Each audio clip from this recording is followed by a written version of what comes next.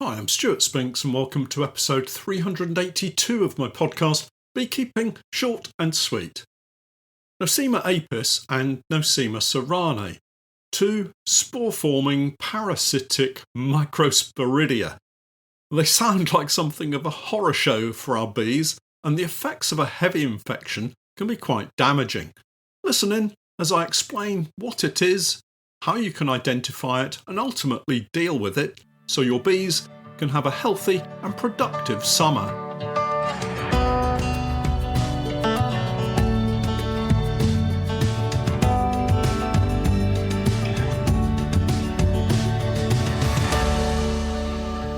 Beekeeping Short and Sweet, a beekeeping podcast for the inquisitive beekeeper with a short attention span. A beekeeper, in fact, just like me. Hi everyone, welcome once more to my brand new office, and today, podcast recording studio. Hopefully it's not too echoey. The new season is just weeks away, hopefully, and to give you a feel for how it affects me, I've got that kind of I'm about to go on holiday feeling, excitement, enthusiasm, impatience, all of the kind of emotional stuff that gets you all positive and excited. Even after all these years, it still gets me. It's why I love beekeeping. We are still some way off from the start of the new season.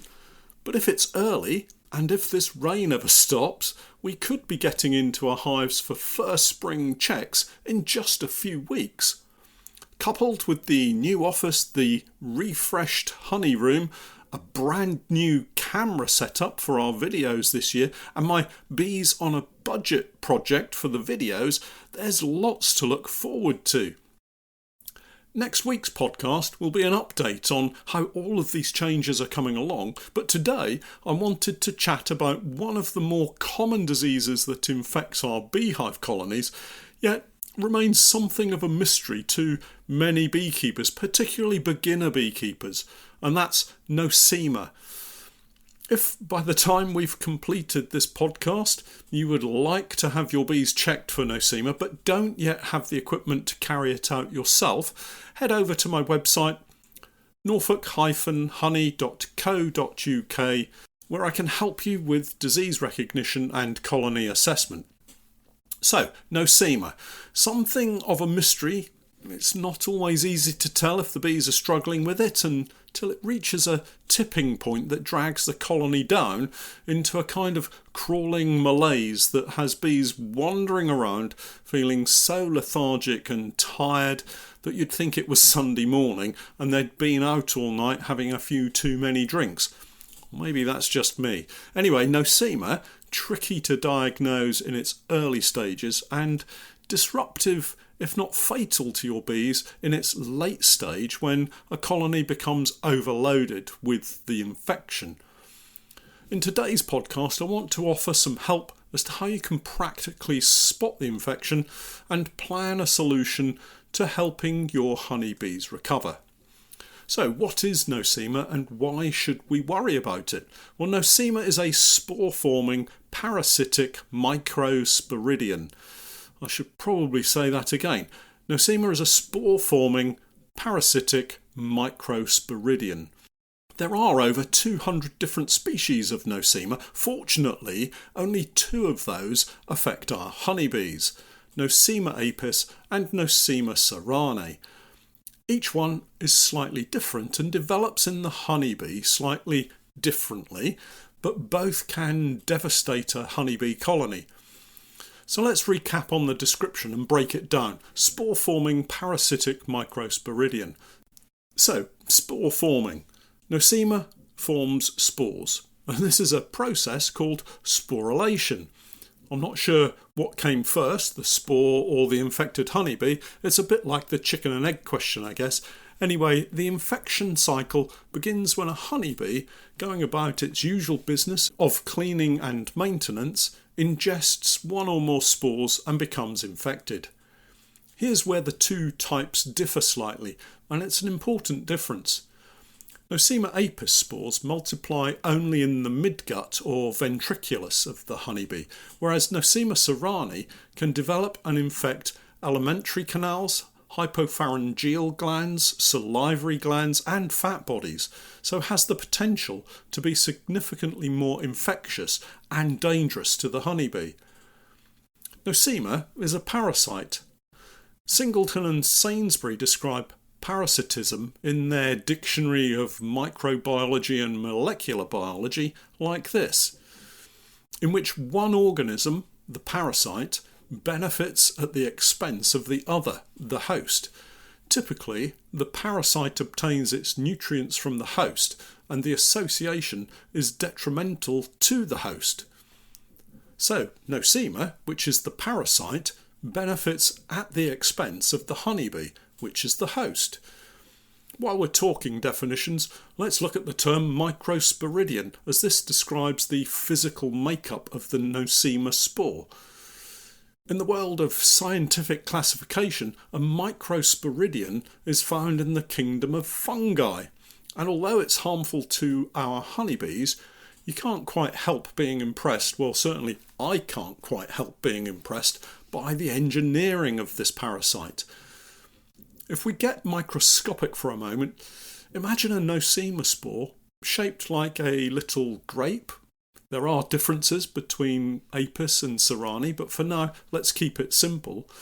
Inside the spore is something called a polar filament. It's a kind of very small needle.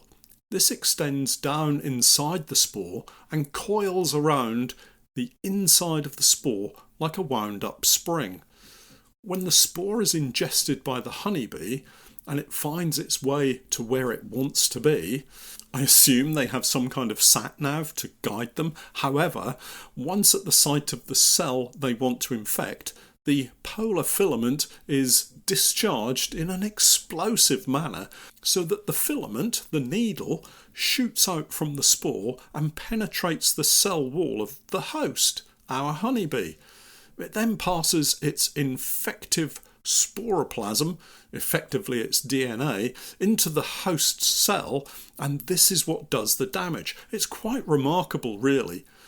Once inside the cell, the Nosema DNA initially uses a mechanism called merogeny to replicate and then switch to a phase called sporogony to create spores, and boy, does it create a lot of spores. Some heavily infected bees can have as many as 30 to 50 million Nosema spores inside them. And all of this takes between just 3 or 4 days. Imagine how many spores might be in a colony that's been trapped inside a beehive all winter with one bee infected in November. By the time February or March comes around, there's little wonder the colony is so lethargic, and that's why you should be aware of it.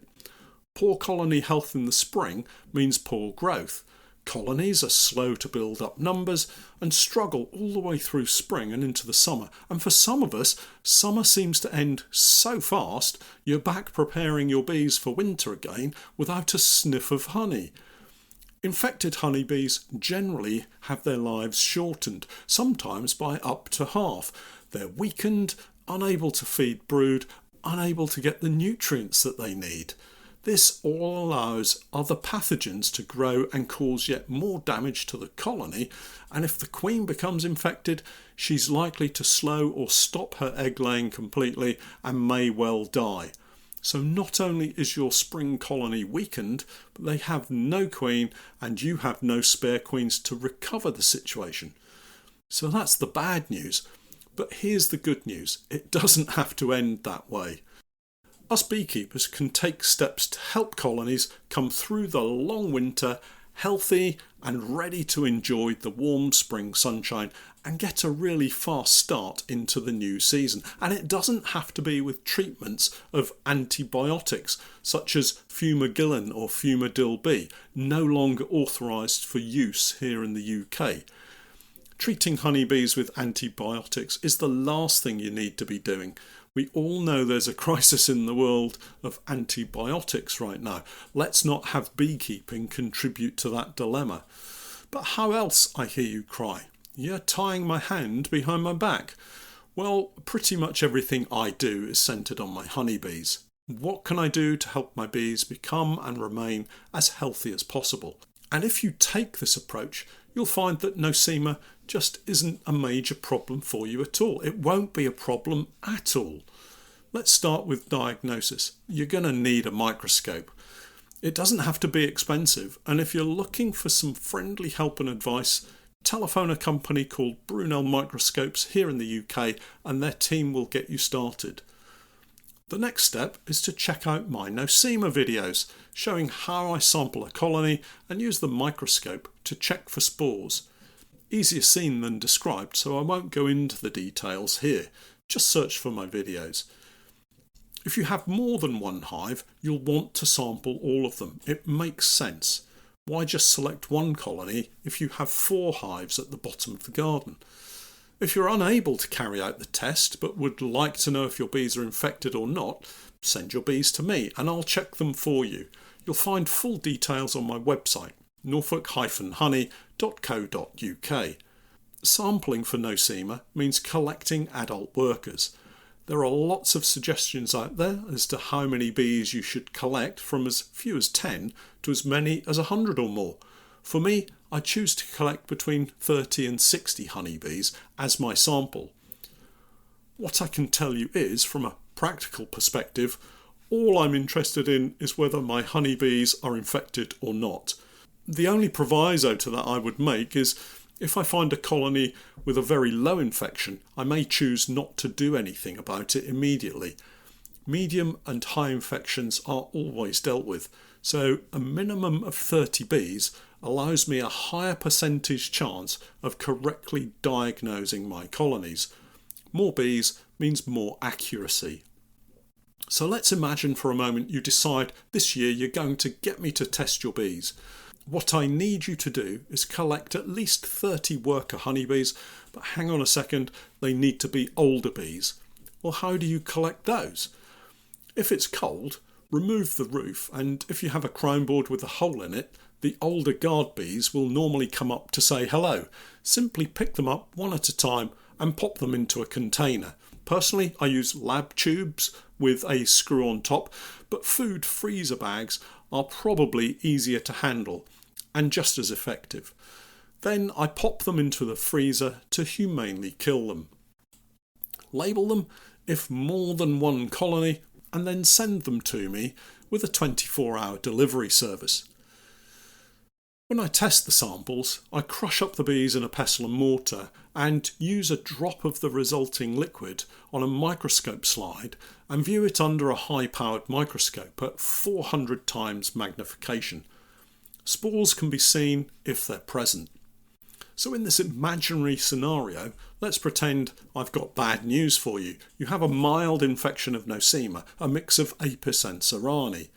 What are we going to do about it? Well, the first thing I would do is give them a feed. It's late February or early March, and a feed of sugar syrup will now be welcome and help them out when they might not be feeling like flying out too far for nectar. We all know that sugar syrup can go mouldy, right? But did you know that a little thymol mixed into the syrup will prevent the mould from growing? Oh, and did I mention that there is some research out there that suggests that thymol may help reduce infections of Nosema? I'll pop a link to the research paper in my notes for you. So let me make this clear. We're not treating the bees with thymol to cure the Nosema infection, but it seems thymol may have a positive effect on the health of honeybees when feeding them sugar syrup containing thymol to prevent mould from growing in the sugar syrup. My personal experience is that colonies fed a little syrup in spring that has thymol in it do recover well.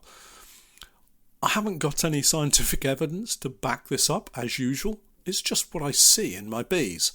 I'll leave you to decide if you want to try it out or not. The other procedure I use with my colonies is spring cleaning.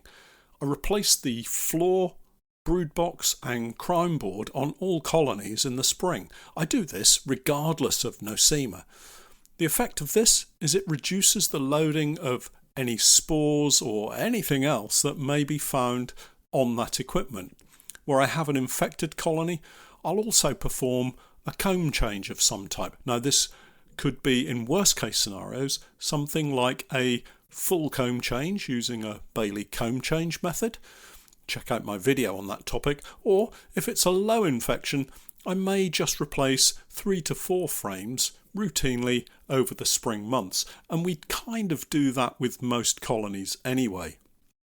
Again, the effect of this is a reduction in the number of Nosema spores, the weighting of really any pest or disease in the hive, and it gives the bees a chance to recover more quickly. Again, you can find videos of all of these techniques on my Patreon page.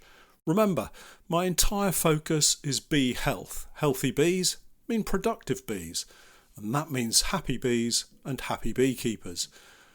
It's only February, but I'm already thinking about how I'm going to get my colonies built up strongly and in good health for October, in a nice clean hive on plenty of freshly drawn comb with very low numbers of infectious spores for the bees to worry about, if indeed bees worry, or is it just me, the beekeeper?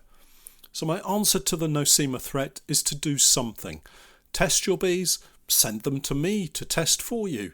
Feed your bees and swap out equipment to lighten the loading of spores, and you'll probably find that Nosema is really not a problem at all. Well, that's it for this week. For all of you who haven't yet signed up to my Patreon page, I, together with Steph, have been creating beekeeping content for many years now. And if you're looking for some straightforward, down-to-earth tips and techniques, help and advice, then do take a look at my Patreon page.